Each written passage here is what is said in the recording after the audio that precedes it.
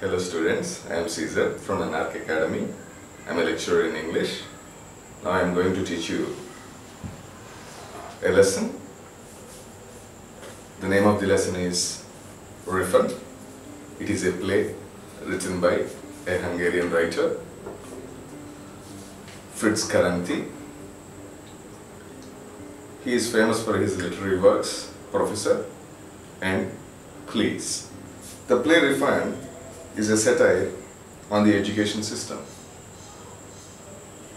The modern education system is a bundle of so many flaws, irreparable flaws.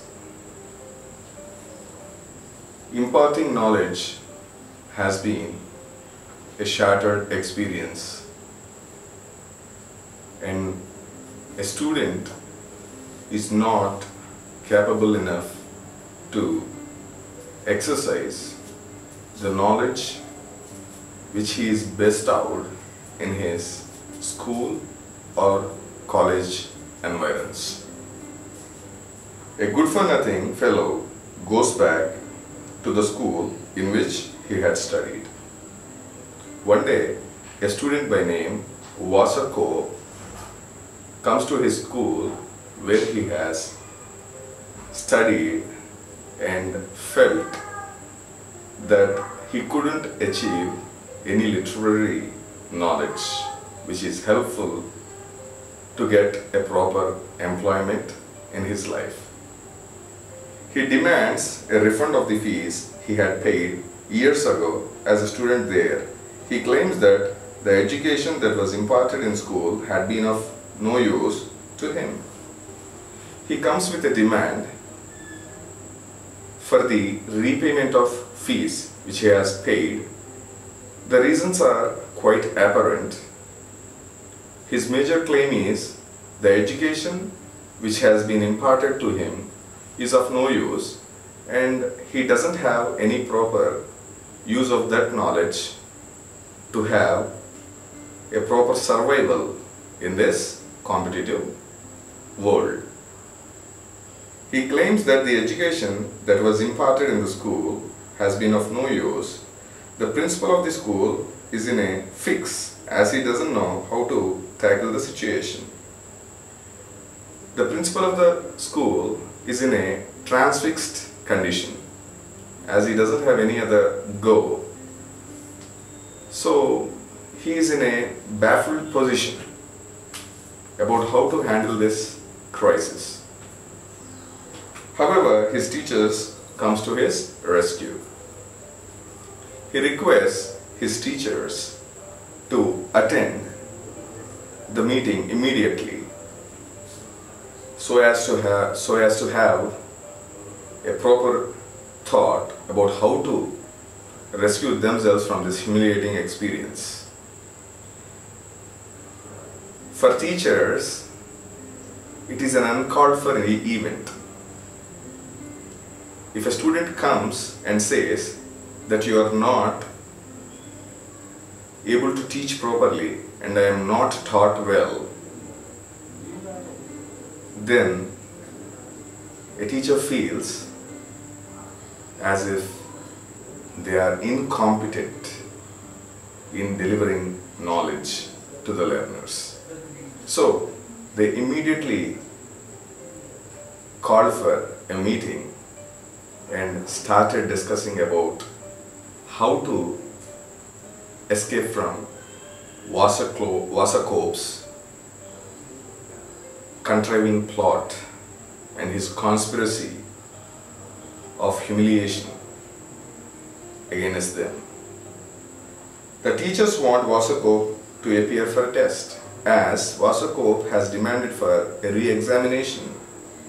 They have said yes to test him once again and prove him that he is imparted well in his course of education at school. Vasakov is determined to fail the test as he intends to get a refund. The teachers, on the other hand, are equally determined to see that Vasakov passes at any cost. Here we see a conflict. Vasako wants to fail as he wants to obtain the refund. On the other hand, the teachers want him to pass the examination at any cost, by hook or by crook, by any method possible. This peculiar conflict between the student and the teachers leads to a hilarious situation. This episode showcases the writer's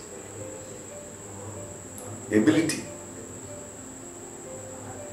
skillfulness in projecting a hilarious effect which is funny, quite interesting, and some sort of fun-giving. The exam starts with history. The history teacher asks him a question. The question is, how long does the 30 Years' War last? The question is rhetorical, and the answer is in itself.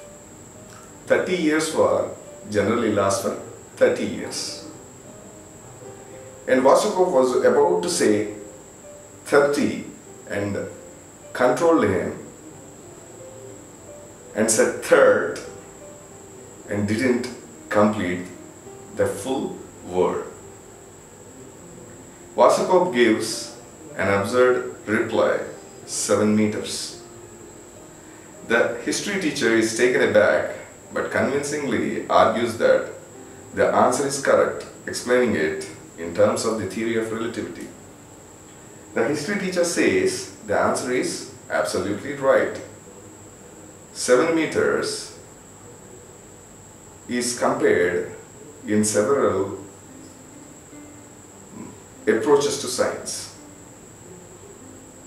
Finally, she proves that Vasukov is right, where Vasukov's absurd answer remains standstill, letter perfect, and finally he gets through the history examination.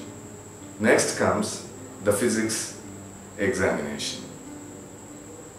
The physics teacher asks if clocks in church steeples really become smaller as one walks away from them, or whether they merely appear to become smaller because of an optical illusion.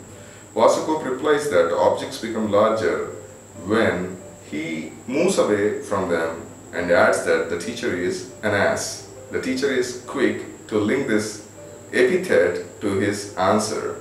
She appreciates Vasukov for rightly explaining that the ass looks sad because it is subjected to optical illusion. So, why does a clock looks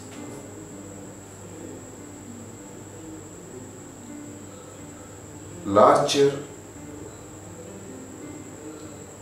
when someone walks away and looks it back from a particular distance? Or when does it become small? Vasukov calls the teacher an ass for asking this meaningless question. The teacher cleverly links the word ass as an example for optical illusion.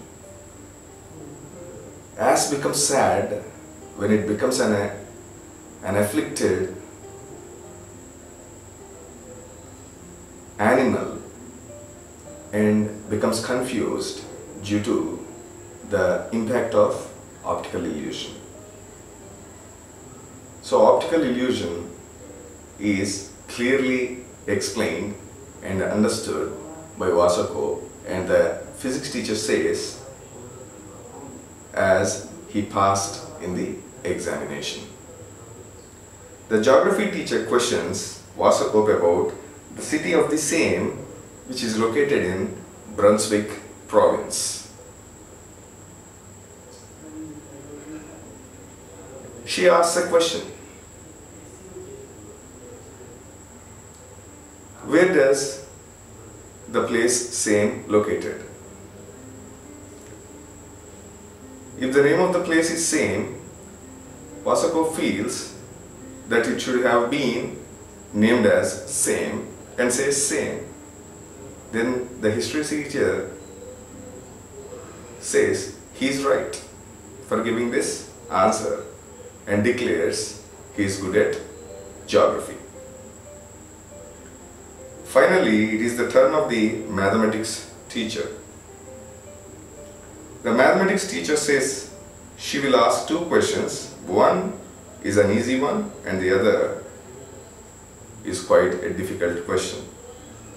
Wasako is unable to answer the so-called easy one, and the teacher says he fails in the examination. All the teachers got panicked for this statement of the maths teacher. And for the difficult question, which is nothing but the entire refund amount in several aspects like tuition fees, for stationery and so forth, he gives the exact amounts, he recites amounts exactly with hellers, the German currency, aptly, perfectly. And the mathematics teacher praises him for his power of recollection and mathematical calculations and declares him as he is a dab hand in mathematics, and finally he gets through mathematics examination successfully. The principal throws Wasako out of the chamber and all teachers gather together and appreciates one another for outwitting Wasako,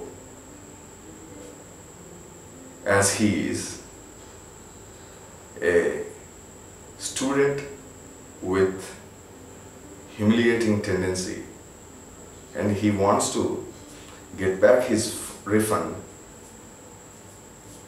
or his school fees in any method possible. This is quite a hilarious play. If you go through the entire play, you get enormous pleasure of reading this. As a reader, you enjoy each sentence, as we say, each dialogue, and the timely usage of skilled phrases and the literary device which is employed by FRITZ KARINTHY is matchless and peerless in the realm of academic sarcasm. And the lesson, refund, is a stark satire on the lapses of current academic system. Thank you.